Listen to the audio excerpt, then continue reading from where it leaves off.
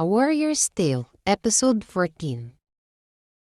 Habang nasa palasyo ng hari si Yue, ay lalo nagtida ang hinuha ng hari na siya si Yue, hanggang sa napansin ng reyna na kakaiba na kinikilos ng hari sa kabalyerong si Yue. Sa palasyo ng reyna, Relina, ano ang sinabi ng doktor tungkol sa aking kalagayan? Mahalan, nalulungkot ko kung sabihin na ayon sa doktor ay hindi na kayo maaaring muling magtala. lubos na ikinagulat nila Monique at Felice ang sinabi ni Perlin. Tumuyan na napaiyak sa Monique. Huwag kang mag-alala, ililihim natin ang tungkol sa iyong kondisyon. Pumahalan.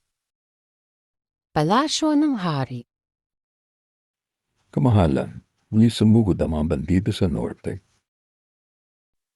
Ngayon, magpadala ng karagdagang mga kawal sa norte. Masusunod kamahalan. Napansin ni Aaron si Yue, ngunit hindi niya ito nakilala. Sa kabilang banda, halos manginid ang mga luha ni Yue nang makita ang kanyang ama na napansin naman ng hari. Bakit nila ikaw ay apektado nang makita mo ang general? General? Oo, siya ang general. Sa isip ni Yue, Kung gayon na isa na palang hiniran si Ama.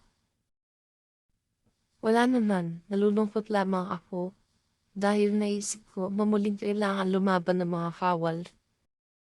makalipas ang ilang araw.